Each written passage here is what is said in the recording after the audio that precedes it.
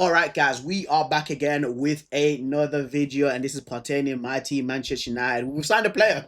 Apparently, we've signed a player, bro, outside of the summer transfer market, right? And let me bring it up for you guys. So this came from Ben Jacobs actually around this afternoon, and it states Manchester United have agreed a deal to sign Colombia under 17 international Cristian Orozco when he turns 18, as called by Pipe Sierra, the defensive midfielder captained Colombia as they reached the final of the under 17 championships last spring. And I like this.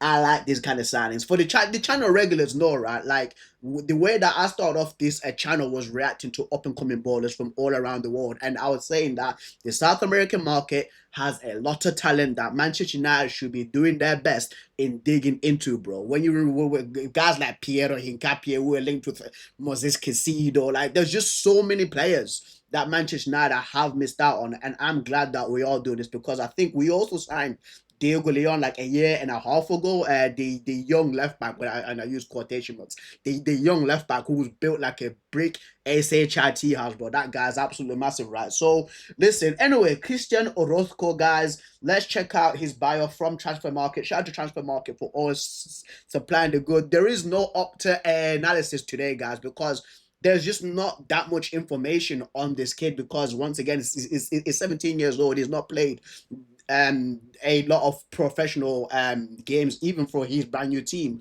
Fortaleza, which you guys will see, right? So he's born 13th of July 2008, bro. I was 13 years old when this guy was born. That's crazy. That's crazy. I was not to no good in school, bro. While this guy was like a little infant, bro. Madness, right? He is 1.78 meters tall, from Colombia, can play in midfield or defensive midfield. Of course, his current team is Fortaleza, not the Fortaleza in Brazil, guys. There's actually two Fortalezas. There's a Fortaleza, I'm pretty sure, in Colombia as well. And I'm going to jump onto SofaScore to show you guys his average SofaScore rating. And this information, basically, this data is from the under 17 CONMEBOL Championship. I'm pretty sure Ecuador played in this as well. And there was two twins, the Quintero twins, Olga and Edwin Quintero as well. They are absolutely unbelievable.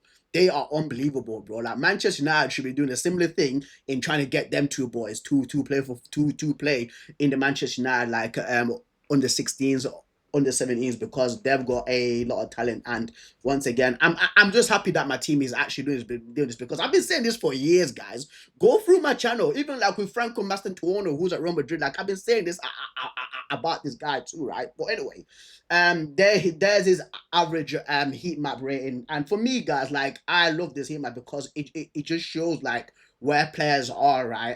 Of course, in an average of the 90 minutes. And from what I've seen, the clips from this guy, like this heat map explains a lot because it reminds me a lot of like Moises Caicedo to how he plays. Like this guy is basically a typical like South American defensive midfielder. Tenacity, bro. They're freaking tackling, dude. And for a guy who's 17 years old, he's built like a 27-year-old, bro, which I really like because for right, because with Manchester United, Ruben Amorim, right, and even like I think it was Wilcox, he said that they are looking at athletic midfielders. And Cristian Orozco, guys, look at it. There was one picture where he's like flexing and he's like, "Hey, I'm like, you're 17, you're 17, and you're built like that already." And aside from that, when it comes to the technical side, is actually pretty well known, bro. Like his reading of play is good. You got what I mean? The passing is great. The stamina is there. The leadership as well. At 17 years old, like the leadership that this kid has, I'm all for it. I'm actually really excited, right, about this signing. And I'm pretty sure his average match rating is like a 6.92. That's almost a 7 rating so far, guys. Once again, it's still like minimal data. We will still need a little bit more data for him, right? But an average of like 6.92, averaging 3.5 tackles per game. And from once again from the clips that I was seeing, right? And shout out to Brazil Scout, bro. Shout out, guys, if you want to know about young up and coming ballers, please go subscribe to Brazuzka, because this guy puts out unreal videos. He puts out unreal videos, right? And from the clips that I was seeing from him, like, he's head and shoulders above, like, better than all of his age group, head and shoulders. And that's what I like to see, because I remember there was a similar thing about Toby Collier, when people were telling about, oh yeah, it's a Toby Collier, right? And I remember telling, I think it was one of my colleagues, I remember telling him, was like, if he's head and shoulders above everybody else in that age group, he's ready for first team football, bro.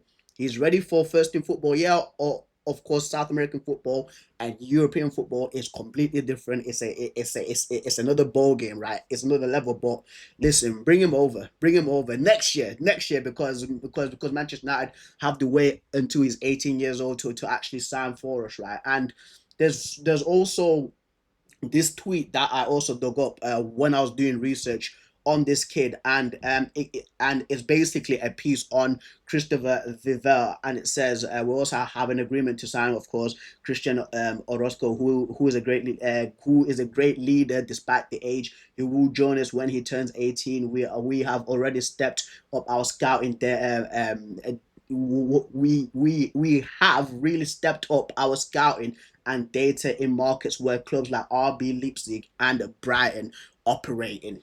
And this, like, Brighton right now should be scared. You hear that, you Seagulls, bro? You guys should be scared, because we are going in that same market as you guys, bro. Oh, you guys signing these young up and coming African ballers, these young up and coming South American ballers, bro. We're in there now. We're in there now, right? And I'm glad that we're doing this, because we need to learn from that Moises Caicedo lesson, bro. Because we were linked, guys, in 2020/2021. We were linked with Moises Caicedo for £5 million. For £5 million, and we literally said, nah, we don't need this guy. Now looking for Chelsea. For me, he's like top three best midfielders in the Premier League, and this is the sort of things that we should be avoiding. Of course, Manchester United should be avoiding, right? And thing is too, like, I think we'll look with somebody else at the same time as Cristian Orozco. As it was like, his last name's Double, but I will do a piece on him once everything's been confirmed, because there's conflicting news coming out saying we've actually signed this player. No, we've not actually signed him, right? But listen, I think this is like I think, aside from that Sekou Corner, I'm pretty sure he's our fourth signing so far. This kid is Sekou Corner. There was Diego Leon. There was Aiden Heaven as well, and he's playing like a first team football right now for Manchester United. Kind of big, and I think it's Cheeto Obi as well. So I like what Ineos is doing, signing these young up and coming players, to what Sir Jim Ratcliffe was saying, bro. Listen. I have to give him credit where credit is due, because I've not been the hugest fan of Ineos, right? But Sir Jim Ratcliffe said that we want to sign the next Kylian Mbappe, bro. He wants on the next Kylian Mbappe. This guy's deadly serious about it. But listen, we'll see what happens. We'll see what happens. Of course, we can't see into the future. We can't say we're signing the next freaking Xavi, or the next Rodri, or the next Claude Makelele, or the next N'Golo Kante, right? But signings like that, I generally do welcome, because once again, it's a young player, very cheap. It's less risk. Imagine if we sign this guy, and then it turns out to be like a freaking world class player, bro. You get what I mean? And we won't be. There's a high likely chance that we won't be paying 100+ million for him. So I'm actually happy about this. But Manchester United fans, please let me know in the comments down below how you feeling about this kid. For me, like, for me, it's just the leadership aspect already, bro. Like, the leadership aspect at that age, I love it. I absolutely love it, because it shows that, like, this guy up here switched on, absolutely switched on. But guys, let me know. I'll catch you a lot later. Peace.